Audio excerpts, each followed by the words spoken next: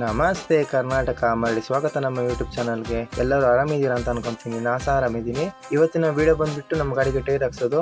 ಯಾವ ಟೈರ್ ಹಾಕ್ಸ್ತೀನಿ, ಎಷ್ಟು number tyre ಹಾಕ್ತೀನಿ, ಟೈರಿಗೆ ಎಷ್ಟು ಬಿತ್ತು ಅಂತ ಈ ವಿಡಿಯೋದಲ್ಲಿ ಹೇಳ್ತೀನಿ. ಹಾಗೆ ನಮ್ಮ ಗಾಡಿ ಟೈರ್ ನೋಡಿ, ನಾನು ಗಾಡಿ ತಗೊಂಡ್ಮೇಲೆ ಸೆಕೆಂಡ್ ಟೈರ್ ಈ ಥರ ಆಗಿತ್ತು. ಅಂದರೆ ಫಸ್ಟ್ ಕಂಪ್ನಿ ಟೈರ್ ಸಹ 18,000 ಬಂದಿತ್ತು. ನಾನು ಸೆಕೆಂಡ್ C8 ಹಾಕ್ಸಿದ್ದೆ. C8 ಸಹ 18,000ನೇ ಬಂತು. ಈಗ ಅದಕ್ಕೆ MRF ಹಾಕೋಣ ಅಂತ ಬಂದಿದ್ದೀನಿ. MRF showroom ಸಾಗರದಲ್ಲಿದೆ. ಒಂದೇನಪ್ಪ ಅಂತ ಹೇಳಿದ್ರೆ, ನಾನು ಫಸ್ಟ್ ಕಂಪ್ನಿ ಟೈರ್ 18,000 ಹೋಗೋಕ್ಕೂ ನೆಕ್ಸ್ಟ್ C8 ಹಾಕಿದ್ದೆ. C8 ಹಾಕ್ಸ್ತಾ ಅವ್ರ ಹತ್ರ ಕೇಳಿದ್ದೆ ಎಷ್ಟು ಸಾವಿರ ಬರುತ್ತೆ ಗಾಡಿ ಮೈಲೇಜ್ ಅಂತ ಹೇಳಿ, ಅಂದ್ರೆ ಟೈರ್ ಮೈಲೇಜ್. ಅವ್ರನ್ನ 35,000 ಬರುತ್ತೆ ಅಂತ ಹೇಳಿದ್ರು. ನಾನು ಹಾಗಾಗಿ ಹಾಕ್ಸಿದ್ದೆ. ನೋಡಿದ್ರೆ ಅದು ಅಷ್ಟು ಬಂದಿರಲಿಲ್ಲ. ನೋಡಿ, ನಾನು MRF ಅಲ್ಲಿ ಈ ತರ ಬಟನ್, ಅಡ್ ಬಟನ್ ಬರುತ್ತಲ್ಲ, ಈ ತರ ಬಟನ್ ಹಾಕ್ಸಿದ್ದೀನಿ.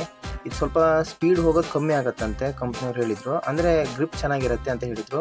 ಸ್ಪೀಡ್ ಕಮ್ಮಿ ಆದ್ರೂ ಪರವಾಗಿಲ್ಲ, ಟೈರ್ ಬಾಳ್ಕೆ ಚೆನ್ನಾಗಿ ಬರಲಿ ಅಂತೇಳಿ ಈ ಟೈರೇ ಚಾಯ್ಸ್ ಮಾಡಿದೆ. ಕಂಪ್ನಿ ಟೈರ್ ಸೈಜ್ ಬಂದು 110, 80, 17 ಬರುತ್ತೆ. ಹಾಗೆ ನಾನು ಹಾಕ್ಸಿರೋದು ಈಗ 1 ನಂಬರ್ ಜಾಸ್ತಿ, 120, 80, 17 ಹಾಕಿದ್ದೀನಿ. ಈಗ ಏನಾಗುತ್ತೆ ಅಂತ ಹೇಳಿದ್ರೆ, ಗಾಡಿ ಟೈರ್ ಲುಕ್ ಸ್ವಲ್ಪ ದೊಡ್ಡ ಕಾಣುತ್ತೆ ಇನ್ನು ದೂರದಿಂದ ನೋಡಿದವಾಗ.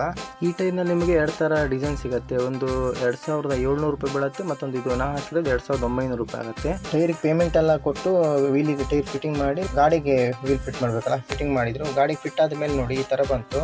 ಟೈರ್ ಬಟನ್ಸ್ ಆಗಿದೆ, ಹಾಗೆ ಗ್ರಿಪ್ ಸಹ ಚೆನ್ನಾಗಿದೆ. ನೀವೇನಾದರೂ ನಿಮ್ಮ ಹತ್ರ RTR 4V ಇದ್ದರೆ ಈ ಟೈರ್ನ ಹಾಕ್ಸ್ಬೋದು. ಅದೇ ಸ್ಪೀಡ್ ಹೋಗೋದಿಲ್ಲ. ನಮ್ಮ ಗಾಡಿ ಮುಂಚೆ 135 ಹೋಗ್ತಿತ್ತು, ಈಗ ಅಷ್ಟೆಲ್ಲ ಓಡೋದಿಲ್ಲ. 120, 117 ಲಾಸ್ಟ್ ಆಗಿದೆ. ಸ್ಪೀಡ್ ಕಮ್ಮಿ. ಸ್ಪೀಡ್ ಹೋಗಲೇಬೇಕಂತಿದ್ರೆ ನೀವು 110, 80, 17 ಇರುತ್ತಲ್ಲ ಕಂಪ್ನಿ ಟೈರ್, ಅದನ್ನು ಹಾಕೊಳ್ರಿ. ಗಾಡಿನ ತುಂಬ ಸ್ಪೀಡ್ ಓಡಿಸೋರಿಗೆ ಈ ಟೈರ್ ಯೋಗ್ಯ ಅಲ್ಲ ಅಂತ ಹೇಳ್ಬೋದು. ನಂತರ ಕಂಪ್ನಿ ಫ್ರೀ ಟೈರ್ ಏನು ಬರುತ್ತಲ್ಲ 110, 80, 17, ಆ ಟೈರಿಗೆ ರೇಟ್ ಬಂದುಬಿಟ್ಟು 2,300 ರೂಪಾಯಿ ಆಗುತ್ತೆ MRFನಲ್ಲಿ. ಹತ್ತತ್ರ ಎಲ್ಲ ಕಂಪ್ನಿಲೂ ಅದೇ ರೇಟೇ ಇರುತ್ತೆ. JK ಆಗಲಿ, ಅಪೋಲೋ ಆಗಲಿ, ಅದರಲ್ಲೂ ಅದೇ ರೇಟೇ ಇರುತ್ತೆ.